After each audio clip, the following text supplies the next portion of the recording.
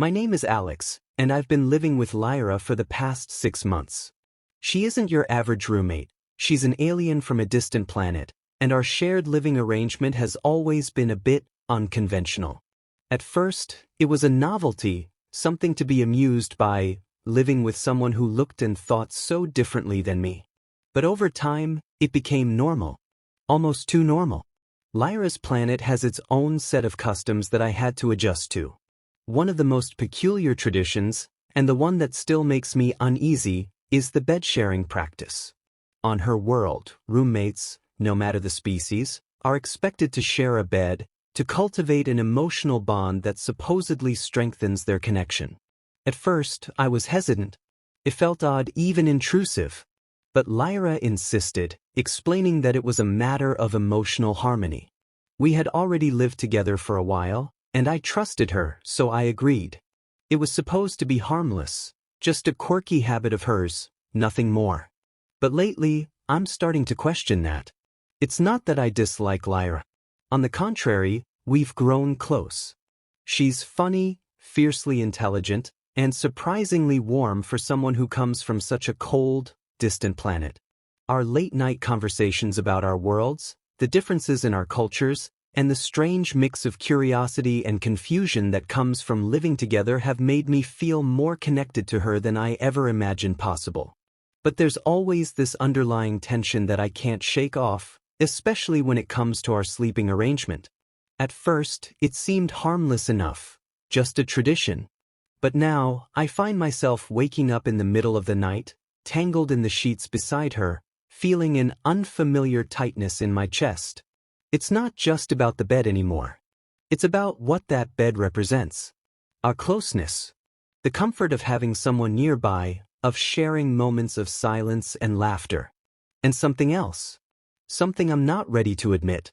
It started subtly at first. A lingering touch while brushing past each other, a look that lasted a moment too long. Little things that seemed innocent enough, but when strung together, began to carry weight. Lyra didn't seem to notice. Or maybe she did, and I was the only one pretending it didn't mean anything. But it did. One night, as I lay on my side, facing the window, I heard her voice in the darkness. "Alex," she whispered. "Are you awake?" I turned toward her, barely making out the silhouette of her face in the dim light. "Yeah," I replied, my voice tight. "Can't sleep."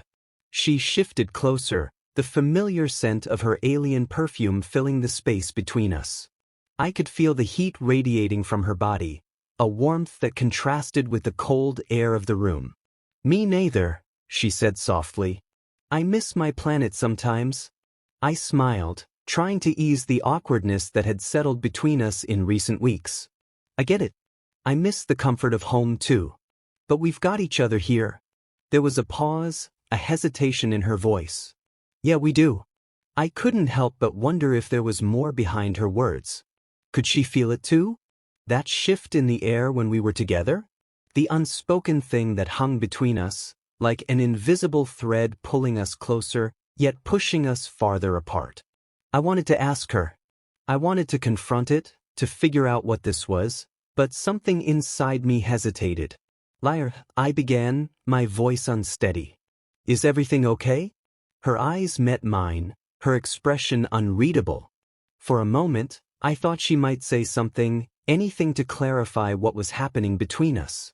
But instead, she just nodded, a faint smile curving her lips. "Yeah, just tired." That was the first sign that something was wrong. Lyra had always been open, her thoughts spilling out easily in our conversations. But now, she seemed more guarded, closed off. It was subtle at first. A small change, but one that made me uneasy. The next few days were filled with strange silence. Lyra still insisted on sharing the bed, a tradition that, by now, had become part of our routine. But something about it felt different.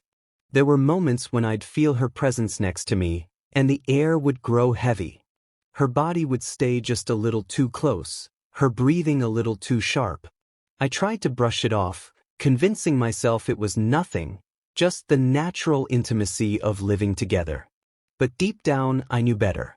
One evening, as we lay in bed, I felt a sharp pain in my chest. It wasn't physical but emotional, a gnawing sensation that wouldn't let go.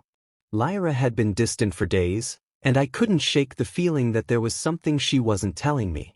I reached out to touch her arm, my fingers brushing against her skin. She flinched just slightly, but enough to make my heart sink. "Lyra?" I whispered, my voice trembling with uncertainty. She didn't answer at first. But then quietly she spoke, her voice barely above a breath. "It's nothing, Alex. Just go to sleep." But I knew it wasn't nothing. I knew something had changed between us. And for the first time, I began to wonder if the bed we shared was no longer just a tradition. Was it a symbol of something more? Or was it, perhaps, a source of something darker? As I lay there, staring up at the ceiling, I couldn't ignore the nagging feeling in my gut. Something was wrong, and I had to figure out what it was. But I wasn't prepared for what I would discover next. Days passed, but the silence between Lyra and me only deepened. The unease lingered in the air, thickening with every glance and every touch. Lyra, the person I had once considered an open book, had become an enigma. She still followed our tradition of sharing the bed, but it no longer felt like something we did out of habit.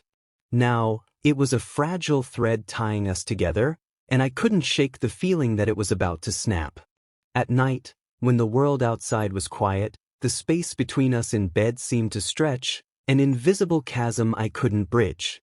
The soft hum of Lyra's breathing was the only sound in the room, but even that was different now, strained, like she was holding something back. I would lie on my side, staring at the ceiling, trying to ignore the way my heart would race whenever she moved too close or turned her back to me. There was something about it that made me feel as if I was losing her, piece by piece, without knowing why. It wasn't just her distance that unsettled me, it was the way she seemed to withdraw into herself, retreating into a quiet sadness that I couldn't reach. The Lyra I knew had always been full of life and laughter, her personality as bright and unpredictable as the stars in her sky. But now, she had become a shadow of that person. She avoided our late-night conversations, the ones where we would share stories of our worlds and laugh about the absurdities of life. She spent more time alone in her room, and when she did speak, it was often only to give short, distracted answers. One evening, as I sat on the couch reading, Lyra walked in from the hallway, her eyes dull and clouded with something I couldn't place. She looked at me for a moment before quickly glancing away, as though she couldn't bear to hold my gaze for too long. The silence stretched between us, thick and awkward, until I could no longer stand it. "Lyra," I said, my voice hesitant, "what's going on? We've been different?" She froze, her fingers tightening around the doorframe as though she were holding herself together.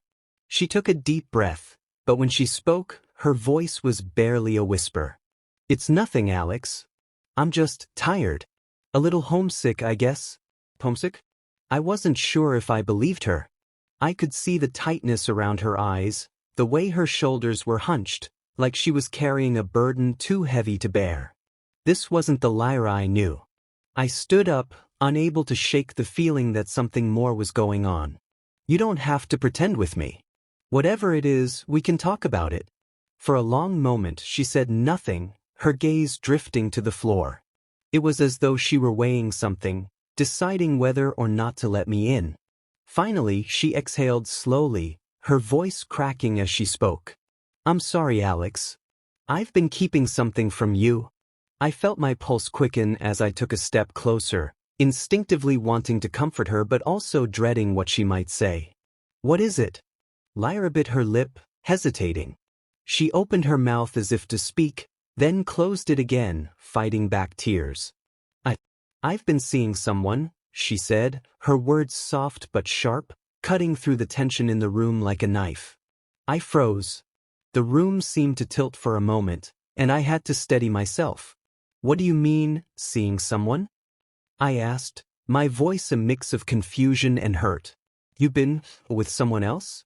Lyra's shoulders slumped as she nodded, her gaze falling to the ground. "It's complicated," she murmured. "Someone from my planet. Someone I shouldn't be with. But it just happened." I couldn't stop it. The words hit me like a punch to the gut. I felt sick. Betrayed. But more than that, I felt foolish. Foolish for not seeing the signs earlier, for not realizing that something had been off all this time. The bed we shared, the tradition that once felt innocent, now felt like a lie. It was a lie, wasn't it? All those nights, all that closeness, it meant nothing. I swallowed hard, trying to keep my voice steady. Lyra, why didn't you tell me? Why hide it? She looked up at me, her eyes filled with regret and sorrow. I didn't want to hurt you, Alex. I didn't know how to explain it. I've been torn between two worlds, two people, and I don't know what to do anymore. Her voice cracked as she spoke, the weight of her confession hanging heavily between us. I never meant to hurt you. I never wanted this to happen. The silence that followed felt suffocating. I wanted to say something, anything, but the words caught in my throat. I had so many questions, so many emotions swirling inside me, but none of them seemed right. I wasn't sure what to do with the rage, the hurt, the confusion. How had we gotten here? How had the person I trusted, the one I shared everything with, become someone I barely recognized? I took a step back, the room suddenly feeling too small. So what now? I asked, my voice barely above a whisper. What do we do? Lyra looked at me, her eyes filled with a mixture of hope and despair. I don't know, Alex. I don't know if there's anything left to fix between us. But I want to try, if you're willing to. I wanted to say something. I wanted to forgive her, to tell her that I could accept the pain, the betrayal. But I wasn't sure if I could. I wasn't sure if I could trust her again. I turned away, walking toward the window, my mind racing. There was so much I needed to process, so much I didn't understand. Lyra was right about one thing. We were caught between two worlds. But as I stood there, staring out into the night, I wondered if either of our worlds could ever be the same again.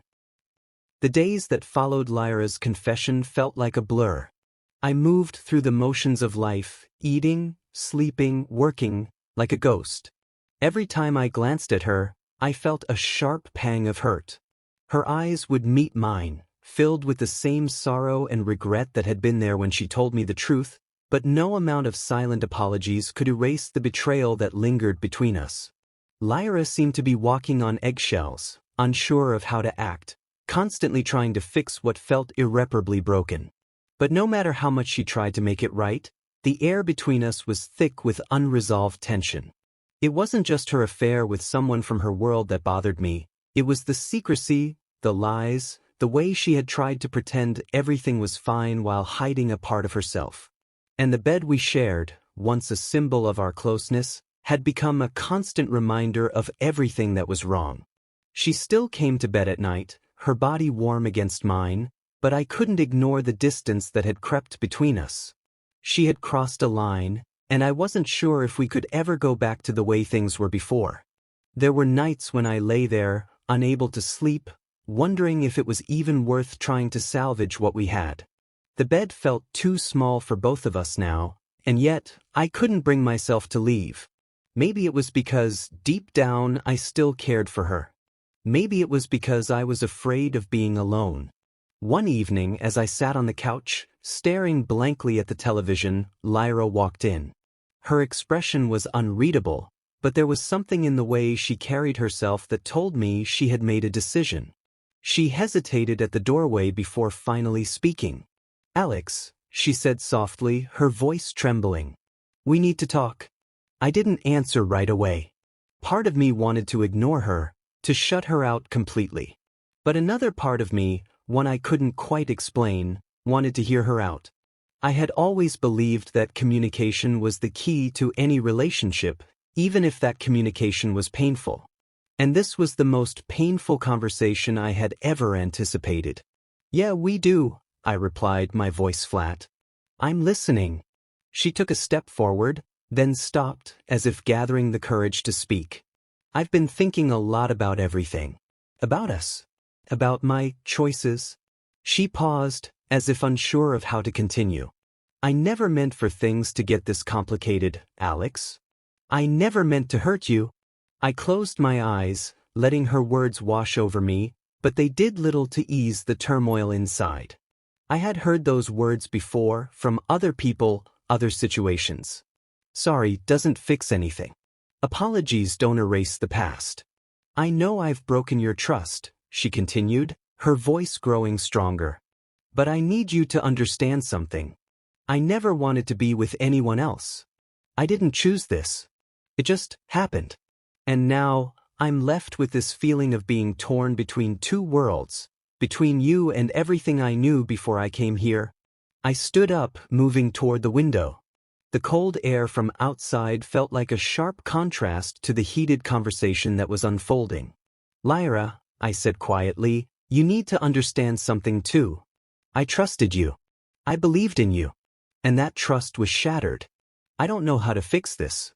I don't even know if it's possible to fix. Her voice faltered, but she didn't back down. I'm not asking you to forgive me right away, Alex. I just need you to know that I'm sorry. I want to try if you'll let me. I want to make things right between us. I turned to face her, my heart heavy with the weight of her words. I don't know if I can let you, Lyra. I don't know if I can trust you again. And I'm not sure if I'm ready to risk getting hurt again. The silence between us was deafening. There was so much unsaid, so many emotions swirling in the air. I could feel the walls I had built around myself starting to crack, and I didn't know whether to let them fall or to keep them standing. I can't promise that it'll be easy, Lyra whispered. But I want to try. I want to prove to you that I'm worth your trust again. I don't want to lose you, Alex. I closed my eyes, the words she spoke settling into my heart.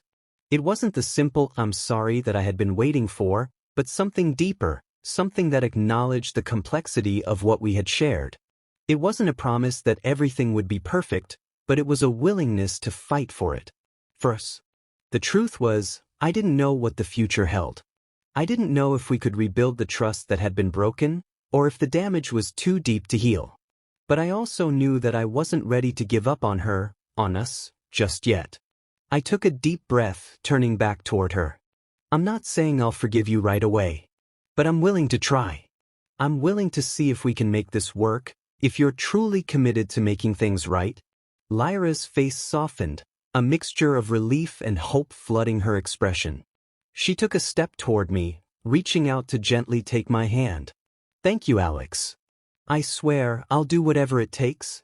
I looked at her hand in mine, the warmth of her touch grounding me in that moment. I didn't have all the answers, and I wasn't sure if this was the right decision. But for the first time in weeks, I felt a glimmer of hope. Maybe, just maybe, we could find our way back to each other. As we stood there, holding hands in the dim light of the room, the bed that once symbolized tradition and tension seemed a little less suffocating. There was still a long road ahead of us, one that would be filled with doubts, healing, and maybe even more mistakes.